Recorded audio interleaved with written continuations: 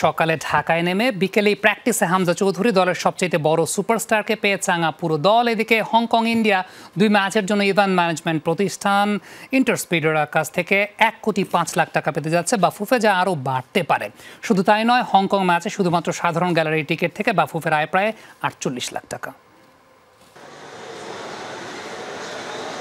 সোমবার সকাল 11টায় ঢাকায় নেমেই বিমানবন্দরে হাত নেড়ে শুভেচ্ছা হামজা চৌধুরীর। লেস্টার সিটি তারকা লাল সবুজ জার্সিতে হংকং চায়না ম্যাচ খেলতে নিজেও উদগ্রীব।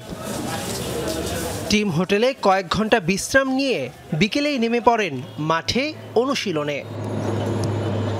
হামজা ট্রেনিং সেশনে থাকা মানেই গোটা দল চাঙা। সতীর্থদের সঙ্গে খুনসুটি জমিয়ে রাখা, কথা ভাগাভাগি, যেন ঘরের ছেলে ঘরে ফেরায় মনে বল বাড়ল সবার।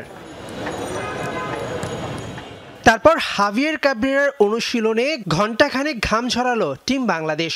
হংকং বধের পরিকল্পনার বড় অংশ সমিত সোম আসবেন মঙ্গলবার রাত 8:30টায়। ম্যাচের আগে আর 2টা প্র্যাকটিস সেশন পাবে জামাল তোপুরা। আশায় আছি সমিত হলে আমাদের আরো ভালো হবে। এদিকে পুরো আয়োজন সুষ্ঠু করতে ব্যস্ত সময় কাটছে বাফুফে কর্তাদের। সিঙ্গাপুর ম্যাচের চেয়ে ভালো আয়োজনের নিশ্চয়তা দিচ্ছে ফুটবল ফেডারেশন।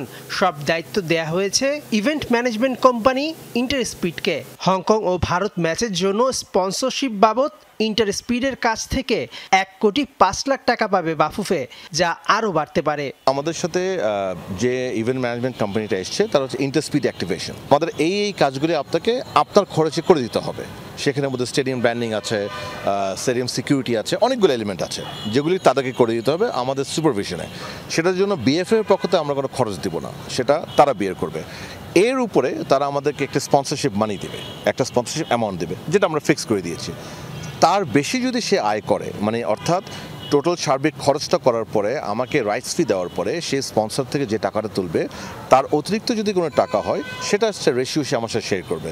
সেখানে 60% আমাদেরকে দেবে, 40% ওনারা রাখবে। এছাড়া 9 অক্টোবর ম্যাচে 24 মিনিটেই সাধারণ গ্যালারির টিকিট থেকে প্রায় 48 লাখ টাকা আয় করেছে বাফুফে। সব টিকিট বিক্রি থেকে মোট আয় কত জানা যাবে আরও পরে। সামান্য কিছু টিকিটের নাকি পেমেন্ট হয় নাই, মানে ওরা হয়তো যে মেথডে করেছে পেমেন্টটা থ্রু হয় নাই। যদি ওরকম কোনো টিকিট বেঁচে থাকে সেটা আমরা আবার আগামীকাল অথবা ছেড়ে দেবো টিকিটগুলি। মঙ্গলবার রাতে ঢাকায় পৌঁছার পর বিকেলেই উত্তরার এপিবিএন মাঠে অনুশীলনে নামবে প্রতিপক্ষ হংকং। মেহেদি নাইম, যমুনা স্পোর্টস, ঢাকা।